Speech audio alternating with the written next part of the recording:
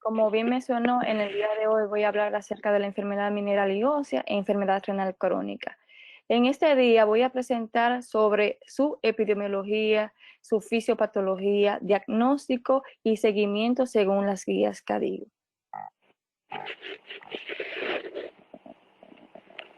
La relación entre el riñón y el hueso es muy compleja y va a desempeñar un papel muy importante en lo que es la regulación del desarrollo y el metabolismo de los huesos.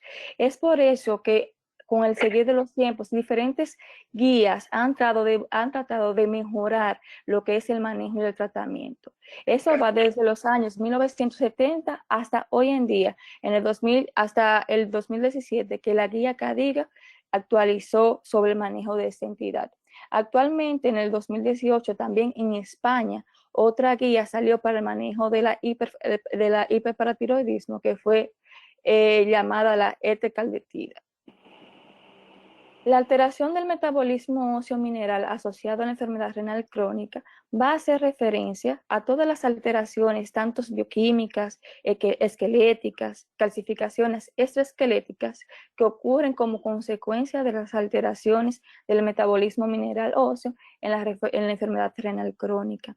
Esta es la última definición de la guía CADIGO 2017. En personas sanas, para mantener un buen equilibrio de lo que es el fósforo y el calcio, eso se va a manejar de forma muy estrecha para el metabolismo óseo mineral. Y por ello vamos a tener 4 hormonas. Entre ellas está la hormona paratiroidea, que es la PTH. También vamos a tener el 1,25-hidroxivitamina D, que es el calcitriol, la vitamina D activa. También vamos a tener lo que es el factor de crecimiento fibroblástico 23, con sus siglas FGF23, y la hormona cloto circulante, que más adelante vamos a hablar de ello. Para tener todo ese equilibrio entre esas hormonas, ellas van a tener su efecto en diferentes órganos diana. Y en los órganos dianas, la PTH, los riñones, el tracto gastrointestinal y a nivel óseo. Entonces, la regulación del calcio y el fósforo será de una forma muy estrecha, como ya había mencionado, a través de las hormonas. Pero, ¿qué pasa cuando hay alteraciones o daños de las células renales? Que el cuerpo no va a poder compensar todas esas alteraciones.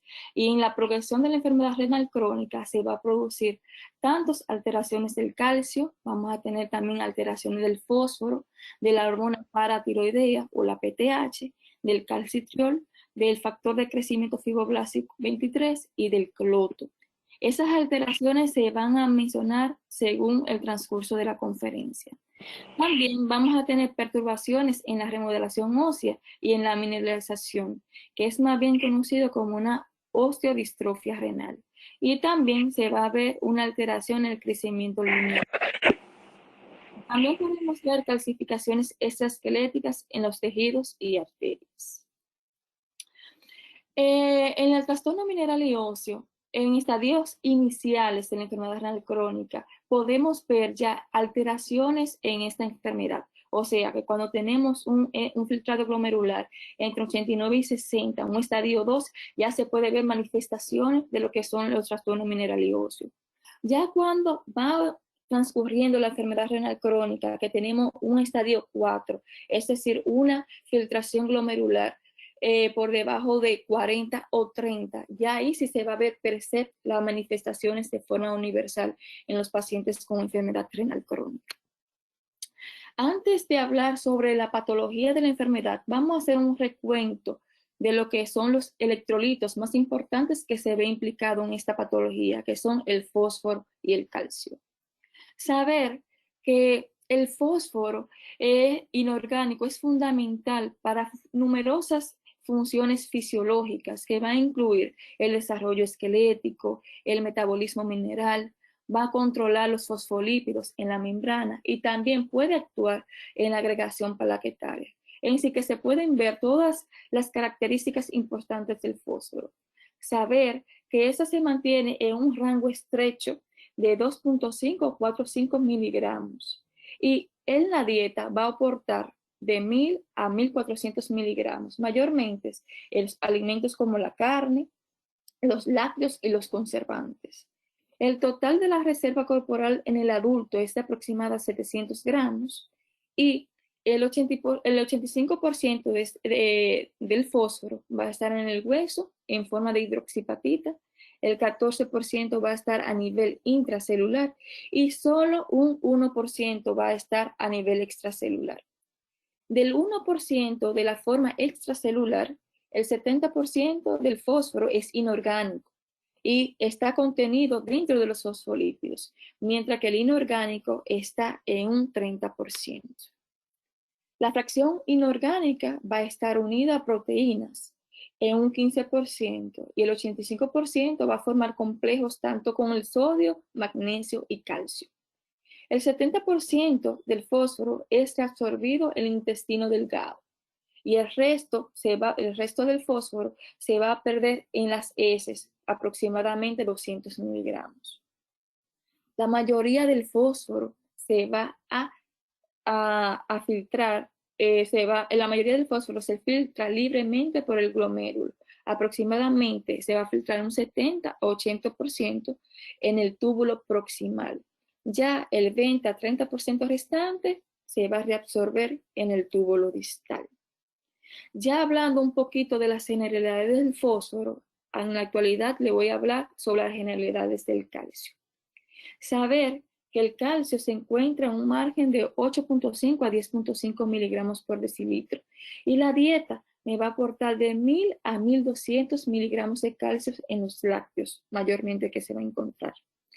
El 20 a 40% se va a reabsorber en el intestino delgado, mientras que el calcio restante se va a excretar por las heces.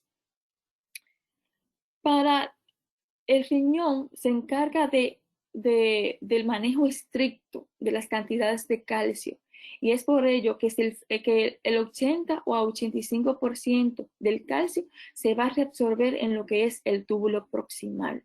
El 10% se va a absorber en el segmento grueso ascendente de la asa de Henle a través de la paracelulina 1 y el restante se va a absorber en el túbulo continuado distal, pero eso lo va a hacer a través de la ayuda de la hormona paratiroidea.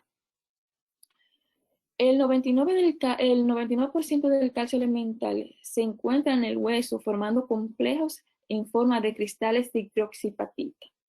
Solo un 1% del calcio que se encuentra a nivel extracelular, el 41% va a estar unido a proteínas, el 50% de ese calcio va a estar en forma ionizada y también el 9% va a estar formando complejos con aniones. Ya hablando del calcio, vamos a hablar un poco de la hormona paratiroidea. La hormona paratiroidea tiene una función muy importante en la regulación mineral y ósea. Y es más, porque esta se encarga de regularizar los niveles de calcio. A mayor concentración de calcio, menor concentración de la hormona paratiroidea y viceversa. Esta hormona es una proteína que está compuesta por 84 aminoácidos y tiene una vida media de aproximadamente de 2 a 4 minutos y se va a metabolizar en el hígado y el riñón. Estas hormonas se van a secretar dependiendo de la respuesta del organismo. Va a aumentar cuando tenemos niveles de hipocalcemia, también cuando tenemos niveles de hiperfosfatemia. Además, va a actuar cuando tenemos elevación del factor de crecimiento fibroelástico 23 y además va a actuar o se va a elevar cuando tenemos deficiencia de la vitamina D activa calcitriol. Esta va a aumentar cuando hay un aumento, las funciones de la hormona paratiroidea es que va a producir un aumento de la disolución mineral ósea liberando calcio y fósforo. Esta va a aumentar la absorción renal de calcio y va a aumentar la excreción de fósforo a nivel tubular renal. Actúa en la actividad de la enzima CYP227B1 para convertir la 25-hidroxivitamina D en su metabolito activo, que es el 1,25-hidroxivitamina D. También esta se va a encargar de la mejoría de la absorción gastrointestinal del calcio y del fósforo indirectamente a través de la síntesis o de la hidroxivitamina D, la 1,25 hidroxivitamina D o calcitriol. Como podemos ver, esas son todas las funciones normales que tiene la hormona paratiroidea. Más adelante le voy a hablar sobre las funciones y la importancia de lo que es la vitamina D activa, el calcitriol. El riñón regula la salud ósea, genera la vitamina D activa. La 1,25 hidroxivitamina D es el patrón activo de la vitamina D, como he mencionado en el transcurso de la conferencia. Actúa principalmente en los túbulos renales proximales bajo la hidroxilación de la enzima 1-alfa hidroxilasa, que está codificada por la enzima CYP227B1 para transformarse. Regula la homeostasia tanto del calcio como del fósforo y el desarrollo y la reparación ósea al unirse con su receptor, que es el receptor de la vitamina D, que va a estar ubicado tanto en el intestino a nivel renal y también en el hueso. ¿Cuáles son las funciones de la vitamina D? La vitamina D tiene muchas funciones. Entre ellas está en las glándulas paratiroideas, el calcitriol va a actuar a través del receptor de la vitamina D, que va a hacer disminuir la síntesis de PTH. En el hueso, la vitamina D va a favorecer la resorción ósea, aumentando la calcemia y la fosforemia en esos pacientes en donde estos niveles están disminuidos. En el intestino y el riñón va a estimular la absorción de calcio y fósforo y la formación de calcitriol se estimula por la PTH y va a estar inhibida por el factor de crecimiento fibroblástico 23 y posiblemente por la hiperfosfatemia. Entre todas las hormonas que he estado revisando según la literatura, hay una que se roba el show, como quien dice, es una que es la más importante, que entre ellas es el factor de crecimiento fibroblástico 23 y el cloto. ¿Por qué es muy importante? Porque es una hormona fosfatúrica. ¿Qué quiere decir fosfatúrica? Que inhibe la reabsorción a nivel de los túbulos renales y va a aumentar la excreción del fósforo a nivel de la orina. Por eso es la gran reguladora del fósforo a nivel renal y es una de las precursoras en la homeostasia del trastorno óseo mineral. Como ya había mencionado, es una fosfatonina. Hay varias fosfatoninas, pero por su mecanismo de acción es la más importante. Es el regulador del metabolismo del fósforo y es una proteína de 251 aminoácidos y tiene un peso de aproximadamente 32 kilodaltons.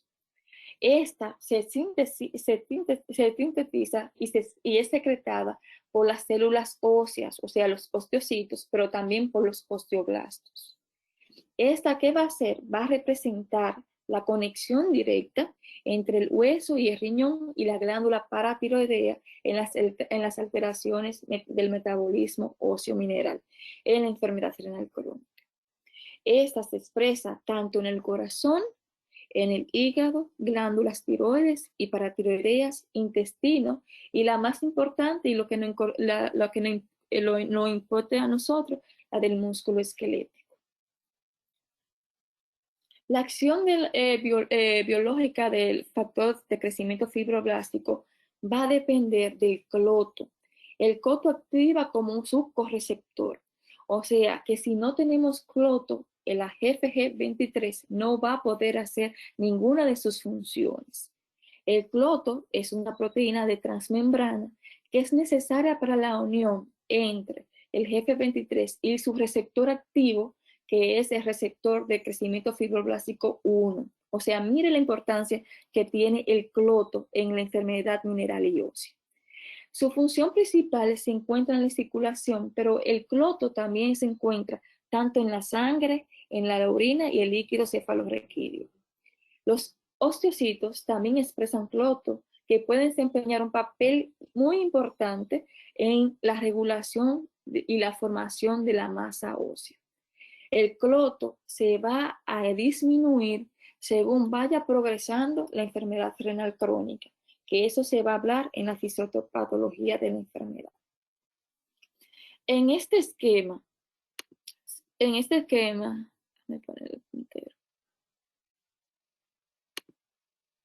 En este esquema se puede ver la fisiología del cloto, o sea, del factor de crecimiento fibroblástico 23, para mantener la regulación del fósforo y el calcio. Se ve ahí que el hueso va a excretar el factor de crecimiento fibroblástico y este se va a unir, va a actuar con su correceptor, que es el cloto, y este va a hacer que va a activar a su receptor, que es el receptor de crecimiento fibroblástico 1. Entonces, este va a actuar a nivel del túbulo proximal, que va a inhibir aquí en el número 1, este va a inhibir el cotransportador sodio-fósforo 2A y 2C. ¿Y qué va a hacer eso? A estar bloqueado no se va a reabsorber fósforo. ¿Y qué va a pasar? Que ese fósforo va en la orina. El segundo paso de esa entidad es que el cloto, el GFG23, también va a actuar a nivel de calcitriol. ¿Qué va a hacer esta? Esto va a inhibir a nivel tubular la 1-alfa hidroxilasa, va a disminuir y por tanto va a aumentar la regulación del 24 hidroxilasa, que trae como consecuencia la disminución de calcitriol y me va a disminuir la absorción a nivel intestinal.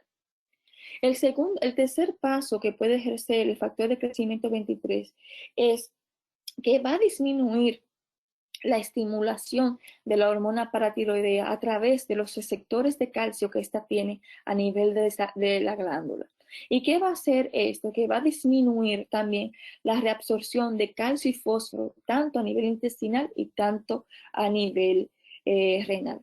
Por eso le digo que el factor de crecimiento GFG23 es importante porque tiene la capacidad de regular tanto a nivel renal, tanto la vitamina D, el calcitriol y tanto a nivel de la paratiroides. Y como conclusión, lo más importante de todo eso es para eliminar lo que es el fósforo por la orina.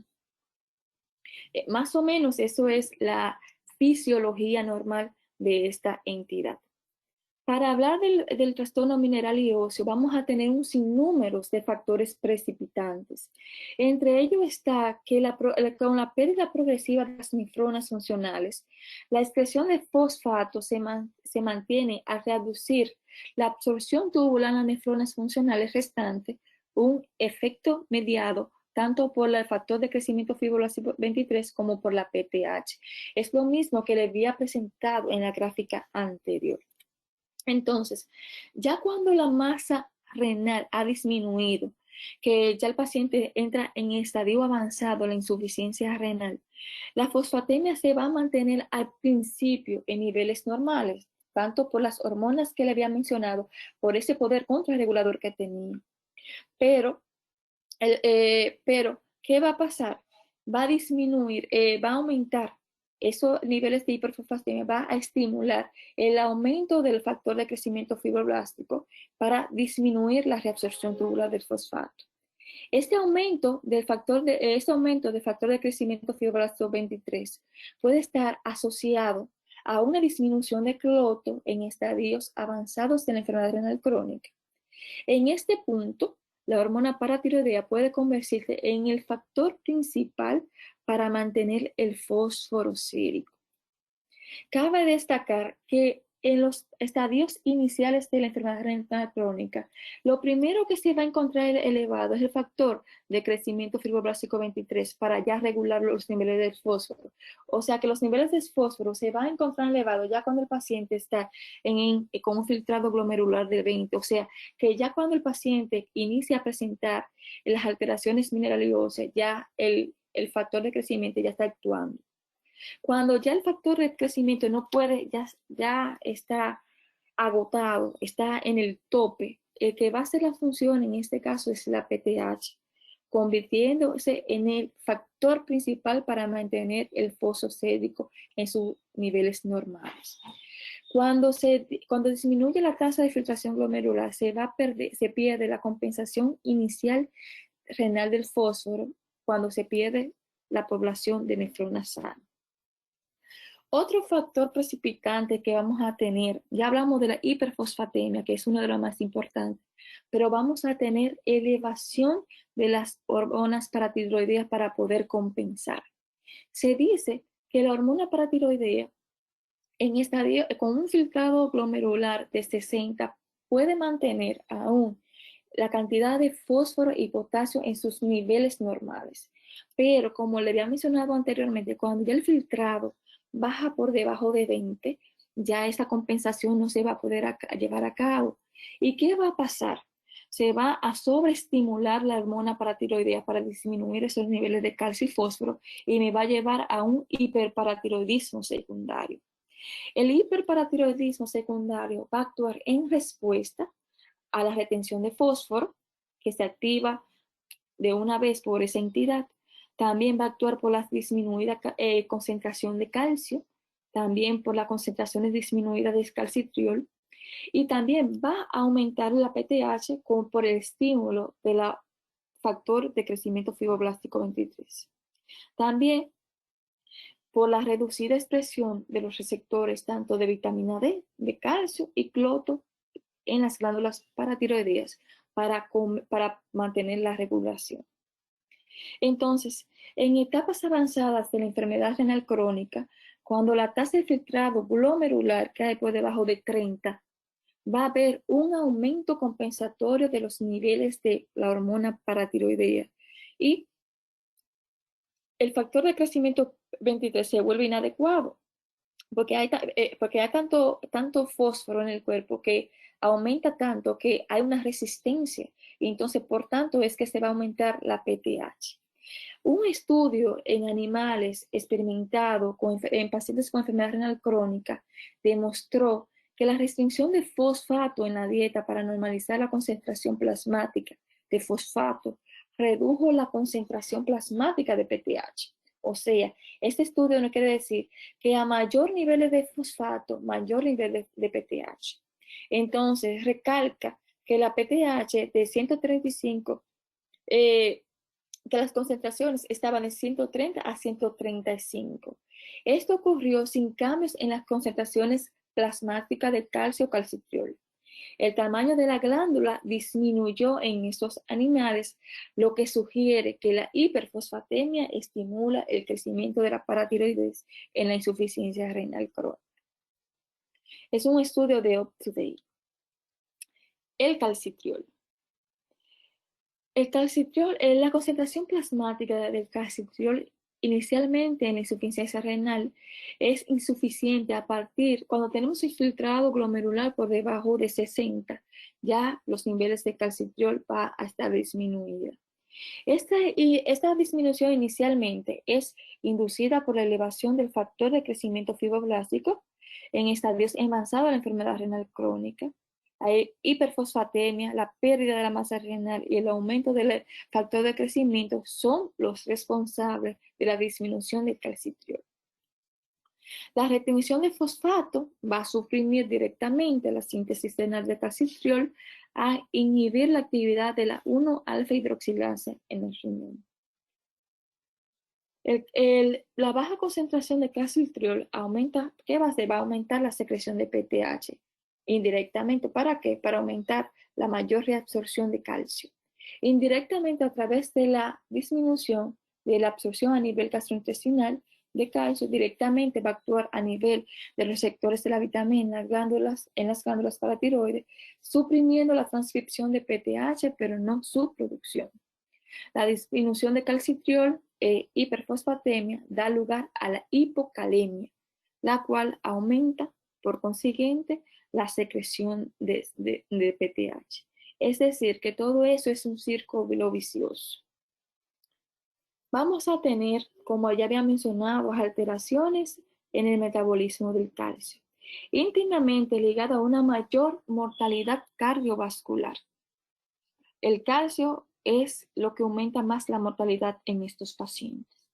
tanto el hipo y como la hipercalcemia en la enfermedad renal crónica va a conllevar a la mortalidad cardiovascular. ¿Por qué subrayo la hipercalcemia? Porque los pacientes con enfermedad renal crónica pueden tener hipercalcemia también. Y va a estar dado porque vamos a estimular tanto la hormona paratiroidea que me va a producir, eh, que tratando de compensar los niveles de calcio, en un momento va a producir hiperplasia a nivel paratiroidea por consiguiente me puede producir nódulo. Estos nódulos pueden secretar de forma autónoma lo que son las PTH en grandes cantidades, lo que me puede llevar a un hiperparatiroidismo terciario. Es por ello que en los pacientes ya en estadios muy elevados, donde tenemos ya una resistencia de la hormona paratiroidea, vamos a tener cantidades elevadas de calcio. Y es por ello que es una de las principales causas de mortalidad en pacientes renales por las calcificaciones a nivel vascular. La hipercalcemia se asocia con trastornos de la hormona paratiroidea y con el remodelado óseo. La hipercalcemia como le había mencionado anteriormente, se va a involucrar en la patogénesis de las calcificaciones vasculares. En la enfermedad renal crónica, la cantidad de receptores sensibles a calcio van a disminuir en la hormona, en la paratiroides, especialmente, como le he mencionado anteriormente, por la hipertrofia nodular que se ve en estos pacientes, asociado directamente con el nivel de fósforo sérico. La disminución de los receptores de calcio lleva a una inadecuada supresión de la PTH inducida por el calcio y nos llevará a una PTH muy alta en presencia de calcio normal o alto. Esto fue en UpToDate, que dice que los estudios clínicos y experimentales han demostrado que el factor de crecimiento 23 también aumenta la reabsorción de sodio y calcio a nivel tubular distal. Por consiguiente, va a aumentar la expresión de la membrana apical al contrasportador de cloro y sodio y el canal de calcio apical. Estos efectos posiblemente podrían conducir a la retención de sodio, a la sobrecarga de volumen, por consiguiente llevándome al paciente una hipertensión arterial e hipertrofia cardíaca. Sin embargo, según UpToDate, el factor de crecimiento fibroblasto 23 no parece promover las calcificaciones vasculares. En esta imagen podemos ver ya la fisiopatología per se de la enfermedad. Entonces, cuando tenemos disminución de la masa renal ya en los estadios avanzados, vamos a tener una disminución de la excreción renal de fósforo. ¿Y qué va a pasar? Que va a aumentar el fósforo sérico. Cuando tenemos el fósforo sérico elevado, se van a mandar señales porque vamos a tener receptores tanto de calcio y de vitamina D en la hormona, vamos a tener esos receptores. ¿Qué va a pasar? Van a aumentar la secreción por los osteocitos y osteoblastos del factor de crecimiento 23. ¿Y qué va a hacer esto? Como ya le había mencionado anteriormente, disminuye la absorción tubular de fósforo, perdón. Va a actuar de una vez a nivel del calcitriol, inhibiéndolo a través del 1-alfa de la 1-alfa hidroxilasa, va a inactivar el calcitriol y por ende va a disminuir los niveles de absorción a nivel intestinal de calcio y de fósforo también. ¿Y qué va a pasar con el calcio? Va a disminuir, es por tanto que en la enfermedad mineral y óseo el calcio va a estar disminuido. ¿Y qué va a pasar cuando el calcio va a estar disminuido? Que va a estimular los receptores que están en la hormona paratiroidea y va a aumentar la PTH y por consiguiente vamos a tener la hormona paratiroidea elevada. Como podemos ver, un conjunto de secuencias que uno va a llevar la alteración de otra sustancia. Esta imagen es lo mismo prácticamente que yo mencioné, ya solamente recalcar en esta entidad que ya en los estadios paciente en estadio 5 de la enfermedad renal crónica, vamos a tener una cantidad tan elevada de factor de crecimiento 23, una disminución tan grande del calcitriol y del calcio y aumento de la PTH que me puede llevar como consecuencia a calcificaciones vasculares, a enfermedad cardiovascular y un trastorno mineral y óseo. Ya aquí he terminado acerca de la fisiopatología de lo que es la enfermedad mineral y óseo y los trastornos que traen consigo. Ahora voy a hablar un poco acerca de la osteodistrofia renal. En 1943, dos médicos chinos introdujeron el término osteodistrofia renal para describir los casos de trastornos óseos que van estar asociados únicamente a una insuficiencia renal. Entonces, vamos a tener que esta se va a dividir de dos tipos. Se va a dividir en alto remodelado y bajo remodelado. Hablamos de alto remodelado cuando tenemos unos niveles de hormonas paratiroideas mayores de 450 a 500 a nivel de la circulación. Y vamos a decir que un paciente tiene un bajo remodelado cuando tenemos la hormona paratiroides en niveles de 100 a 120. Ahora vamos a hablar de las alteraciones musculares, la osteodistrofia renal de alto remodelado. Entre ellas está la osteoitis fibrosa quística, que esta se va a caracterizar funcionalmente por un aumento de recambio óseo debido a una PTH persistentemente alta, marcado un aumento en el número y la actividad de los osteoblastos, es decir, células formadoras de huesos, y los osteoclastos, células absorbentes de hueso, y un aumento de los osteoides, que es el hueso no mineralizado. Se cree que la disminución de la mineralización está relativamente marcada por un aumento del recambio óseo. Aquí va a imperar que su única causa es la enfermedad renal crónica de esta entidad, es el hiperparatiroidismo secundario. Vamos a hablar de la enfermedad de bajo remodelado. Como ya lo había mencionado anteriormente, aquí vamos a tener un pH entre 100 y 120. Vamos a hablar ahora de la enfermedad ósea adinámica, que hay una mineralización normal y se caracteriza por un bajo recambio óseo en reducciones tanto de la actividad de los osteoblastos como de los osteoclastos. El recambio óseo bajo suele deberse a la supresión excesiva de la glándula paratiroides. Esta mayor frecuencia en aquellos que reciben diálisis peritoneal, ojo, esta entidad es más frecuente en aquellos pacientes que reciben diálisis peritoneal y cursa con niveles más bajos de la hormona paratiroidea. Dentro de las enfermedades osteodistróficas de bajo remodelado, vamos a tener la osteomalacia, que vamos a tener una mineralización anormal. Entre los pacientes con enfermedad renal crónica, la osteomalacia solía ser causante principalmente por depósitos de aluminio en el hueso, y eso se debía a que en las soluciones de diálisis tenía mucho aluminio, y es por eso que en esos pacientes se contraía mucho la osteomalacia. Hoy en día es una entidad que es muy rara. Ya dentro de las patologías vamos a tener la osteodistrofia urémica mixta, que suele ser lesiones avanzadas donde van a coexistir tanto alteraciones de remodelado alto y bajo, y vamos a tener una mineralización anormal.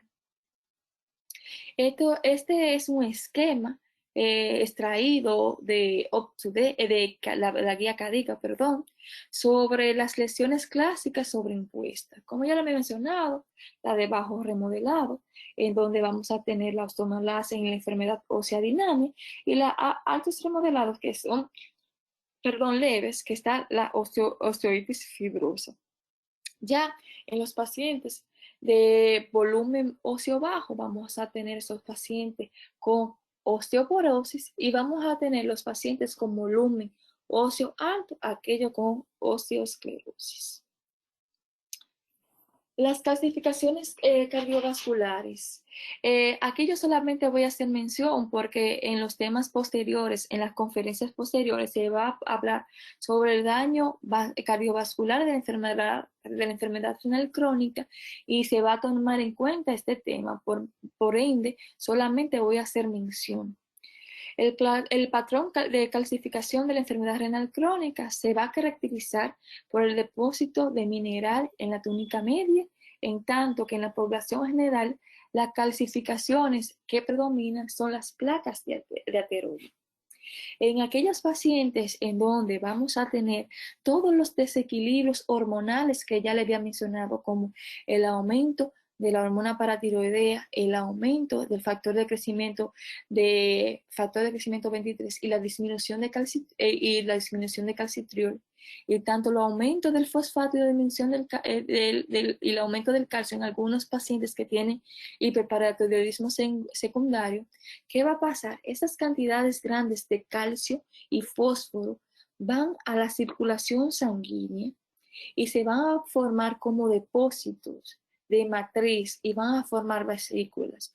Cuando ese calcio y fósforo llegan a esas vesículas, se va a formar lo que se llama saponificación, que no es más cuando todas esas sustancias de calcio y fosfato se calcifican y forman una placa.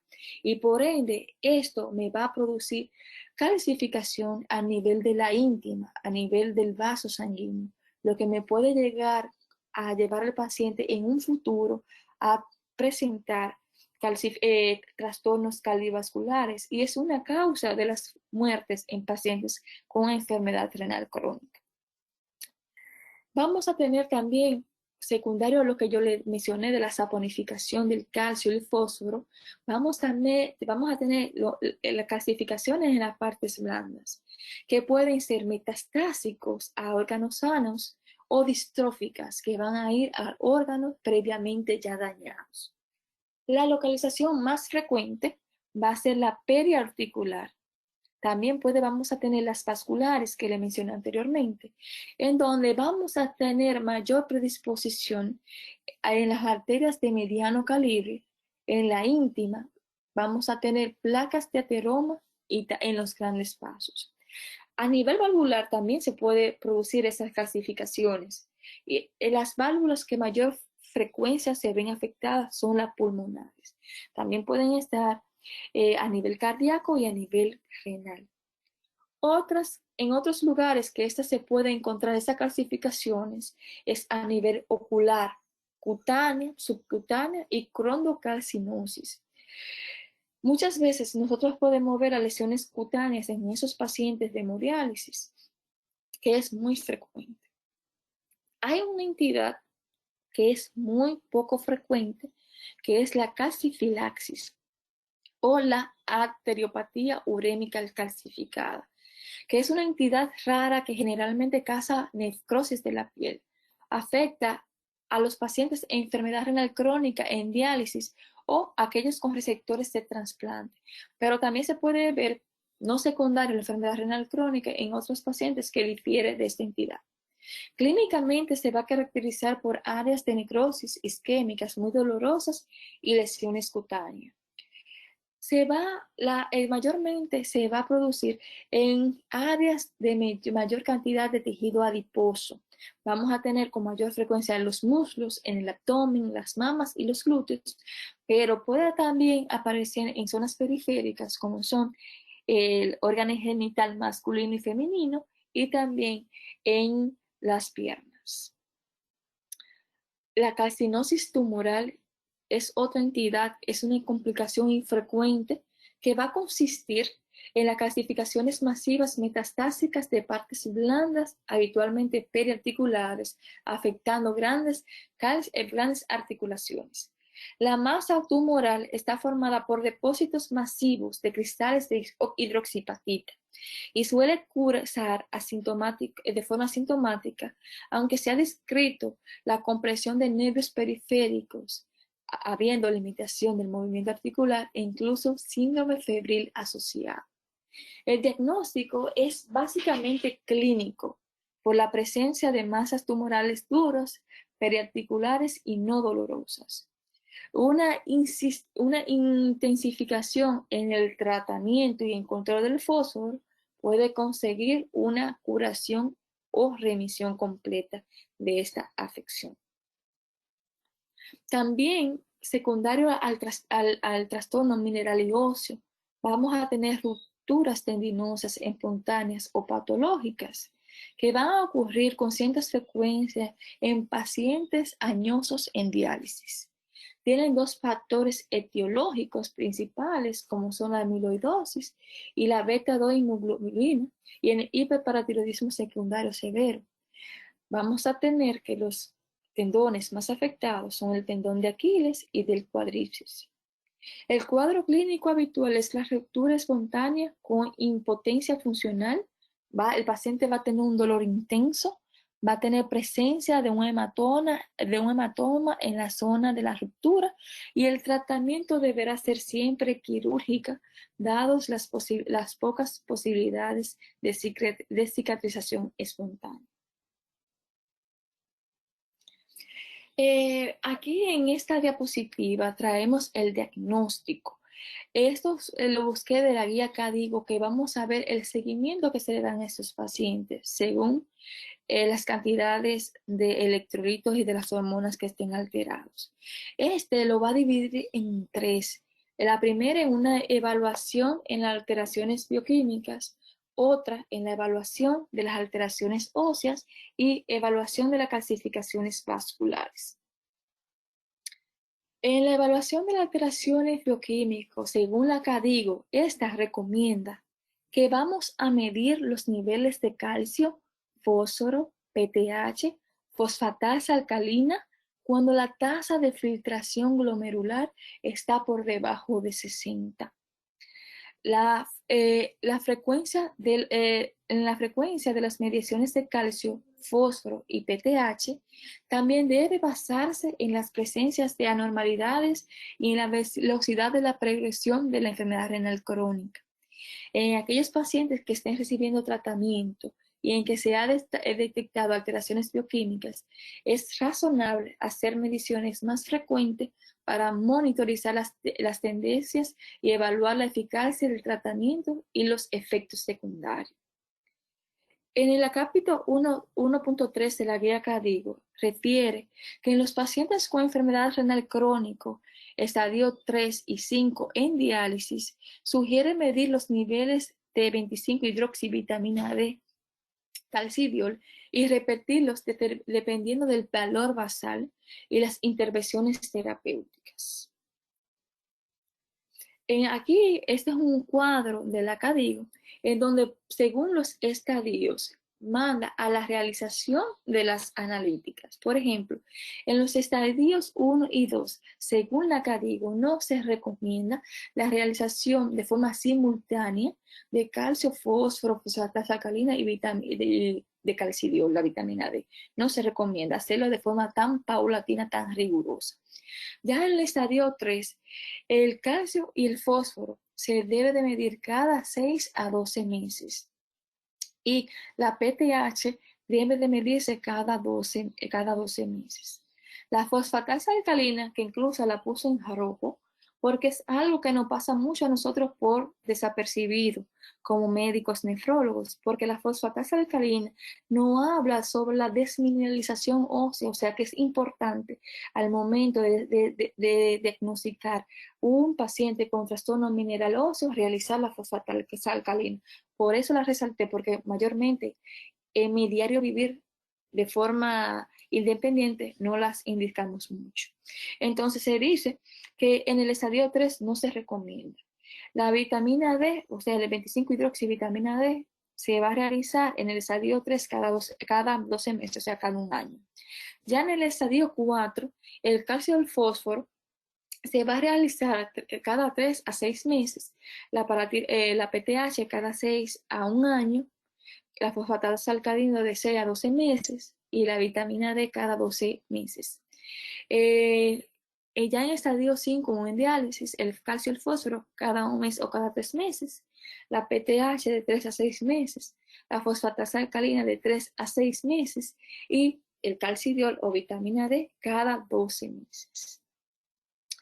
Aquí en esta imagen quise traer lo que son los valores normales de cada una de estas entidades, sabiendo que el calcidiol, por ejemplo, en el trasplante, perdón, el calcidiol, vamos a tener que necesitamos niveles mayores de 30 nanogramos por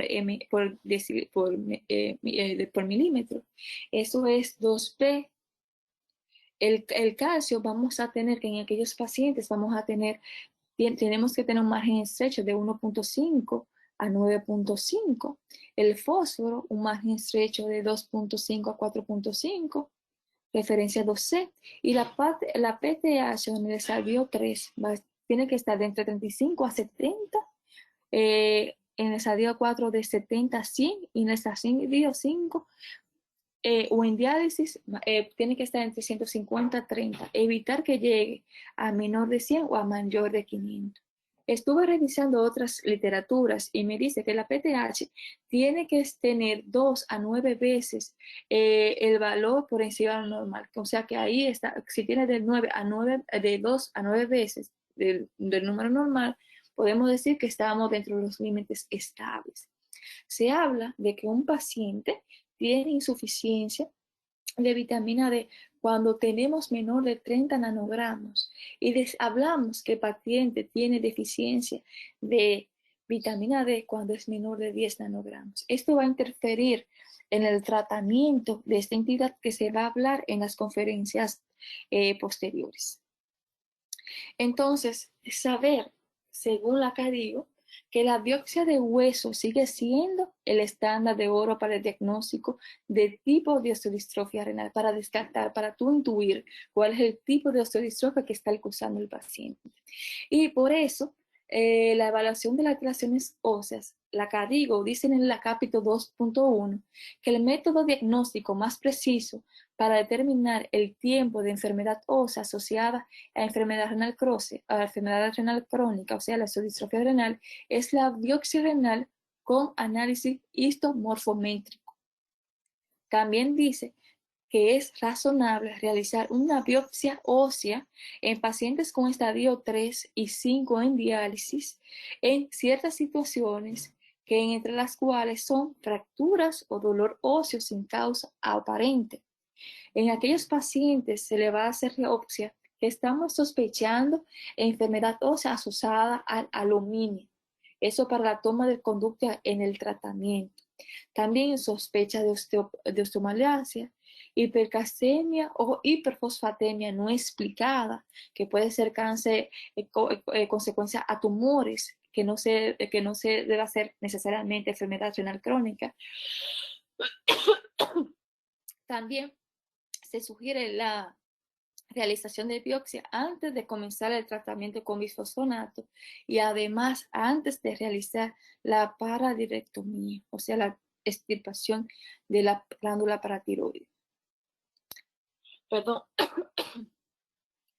En los pacientes con enfermedad renal crónica, estadio 3 y 5, en diálisis, la desintrometría ósea se sugiere que no se realice rutinariamente estas pruebas para determinar la densidad mineral ósea, debido a que no predicen el riesgo de fractura como la población general. Y por otra parte, no predice predecir el tipo de osteodistrofia renal. Esa es la clasificación 2B. Y en pacientes con enfermedad renal crónica 3 a 5D, se sugiere utilizar mediciones de PTH sérico fosfatasa alcalina específica de huesos para evaluar la enfermedad ósea, debido a que los valores marcadamente altos o bajos permiten predecir el recambio óseo subyacente. En pacientes con enfermedad renal crónica se sugiere no medir rutinariamente los marcadores específicos de recambio óseo basados en la síntesis de colágeno. Además, la medición de PTH y fosfatasa alcalina no ha demostrado consistentemente una corrección con los cambios histológicos de osteodistrofia renal. Eso es 2B. Se sugiere detectar la acidosis metabólica, eventualmente corregir para evitar la pérdida de masa ósea y muscular en los pacientes con enfermedad renal crónica. Esta está simple. La evaluación de las alteraciones óseas, la capacidad de la densitometría ósea para predecir el riesgo de fractura o el tipo de solidistrofia renal en pacientes con enfermedad renal crónica en estadios avanzados es débil e inconsistente. Por esto, no se sugiere realizar este estudio de forma rutinaria en los pacientes que tengan evidencia del trastorno mineral óseo.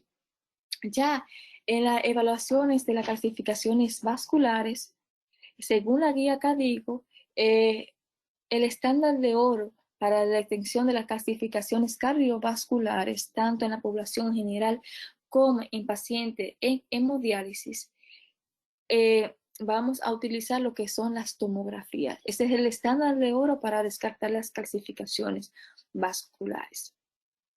Entonces, es bueno mencionar que por el alto costo, tanto de la realización de estas, tanto de las biopsias renales, tanto de la densitometría, los nefrólogos tenemos que recurrir a las analíticas per se, como son el calcio, fósforo, la PTH en sangre, para así ver cómo están los niveles y ver si nos puede orientar un poquito si el paciente está comenzando con una afección mineral ósea. Ya cuando no podemos realizar la biopsia, podemos recurrir a este tipo de analíticas, que nos puede orientar un poco. Entonces, estas son una pincelada sobre la enfermedad mineral ósea post-trasplante. Es bueno mencionar que cuando ya el paciente tiene una enfermedad renal crónica instaurada, vamos a tener todas las alteraciones electrolíticas y también hormonales que ya le he mencionado. Entonces, cuando a un paciente se trasplanta, en el trasplante inmediato, como se trasplanta, frecuentemente esa elevada incidencia de osteopenia y hipercalcemia, hipofosforemia y con menos frecuencia necrosis aséptica, puede presentar todo eso aún teniendo un buen injerto. Entre las causas potencialmente responsables de estos trastornos se puede citar el tiempo y la evolución de la osteodistrofia renal o del pretrasplante, de las alteraciones osteominerales anteriormente que tenía el paciente antes de trasplantarse, tales como la gravedad del hiperparatiroidismo secundario, la menor movilización por la hospitalización en el post-trasplante inmediato y por el uso de fármacos inmunosupresores. Como ya le había mencionado, se va a dividir según el momento evolutivo del trasplante, podemos diferenciar dos tipos de alteraciones del metabolismo calcio y fósforo. Vamos a hablar entre estos que va a dividir en dos, en el post-trasplante inmediato. Cuando tenemos un hiperparotiroidismo secundario, que es un hallazgo casi general en todos los pacientes con enfermedad renal crónica en estadio avanzado, puede persistir durante un largo periodo debido a que la función de la paratiroidea no se normaliza de forma inmediata. Es frecuente la aparición de hiperfosfatemia. ¿Por qué? Porque vamos a tener aún los niveles elevados de PTH. Como consecuencia, una disminución de la resolución tubular de fosfato como hipofosfaturia. En este está involucrado el hipopatriotismo secundario, entre otras causas también. A estas alteraciones puede asociarse la hipercalcemia, que puede ser persistente, aunque aproximadamente la mitad de estos pacientes en el trasplante inmediato se van a normalizar el calcio entre 6 a 12 meses. Los niveles de hidroxivitamina D aumentan dentro de los niveles dentro de 24 a 48 horas. Como yo lo había mencionado anteriormente, en enfermedades avanzadas la hidroxivitamina D está disminuida. O sea que cuando el paciente se trasplanta, al momento del trasplante puede presentar un aumento en las 24 a 48 horas con un injerto no funcionante, alcanzando los niveles normales ya estables dentro del primer mes. Un factor importante en la recuperación de los niveles normales de vitamina D es el descenso del fósforo sérico que se produce después del trasplante exitoso. Eso quiere decir que después del trasplante normofuncionante, esas alteraciones, tantos hormonales y electrolíticas, van a mejorar. En el posttrasplante tardío, las diferentes alteraciones metabólicas son secundarias a la pérdida progresiva de la masa renal y la función renal. Moderados descensos del aclaramiento de creatinina va a provocar un aumento de la fosfatemia y una disminución de los niveles de calcitriol, que son responsables de la resistencia esquelética a la acción de la hormona paratiroidea. Esas alteraciones van a producir daños en el tejido diana, fundamentalmente en el esqueleto y el sistema cardiovascular. Como consecuencia de estos efectos, las alteraciones en el metabolismo mineral han demostrado ser predictores independientes de la mortalidad, especialmente a causa de la enfermedad cardiovascular en la población urémica. Por tanto, el curso de la enfermedad ósea post-trasplante va a depender de la persistencia de estas anormalidades, como el hiperparatiroidismo, la hipercalcemia, hiporfosfatemia e hipermagnesemia. Además, el tipo, la dosis y la duración de la medición inmunosupresora que se requiere para disminuir la tasa de rechazo. En estos pacientes trasplantados, es bueno mencionar que consumen o se medican con esteroides, que eso también le añade un plus a aumentar, a fomentar las alteraciones minerales en estos pacientes. Entonces, hay que correlacionar el uso de esteroides, que siempre se va a utilizar, con el empeoramiento de la alteración o mejoría de la alteración mineral y ósea. Las manifestaciones clínicas que estos pacientes pueden tener en los pacientes post-trasplante mayormente van a cursar con osteosporosis, osteopenia, fracturas, osteonecrosis y dolor óseo. Todo eso consecuente a todas las alteraciones que tenía previa el paciente antes del trasplante. Cabe mencionar, estuve buscando sobre diálisis y enfermedad óseo-mineral. No habla mucho del tema, solamente menciona que mayormente la PTH en pacientes en diálisis peritoneal va a estar aumentado, y en aquellos pacientes que se van a diálisis, la interleuquina 1 y 6 se va a encontrar muy aumentada, lo que me puede producir un estado inflamatorio, un estado inflamatorio, un déficit nutricional, que me puede llegar por consiguiente a las enfermedades cardiovasculares que son muy frecuentes en esos pacientes con enfermedad renal crónica. Entonces, esta es mi conferencia, estas son mi bibliografía, fue del Brain Up Today, de la guía Cadigo y del Journal Nephrology. Hay muchos datos que por la extensidad de la conferencia no fueron tocados, que se van a tocar en las conferencias posteriores. También queda pendiente el tratamiento que se va a hablar en la conferencia del viernes. Muchas gracias.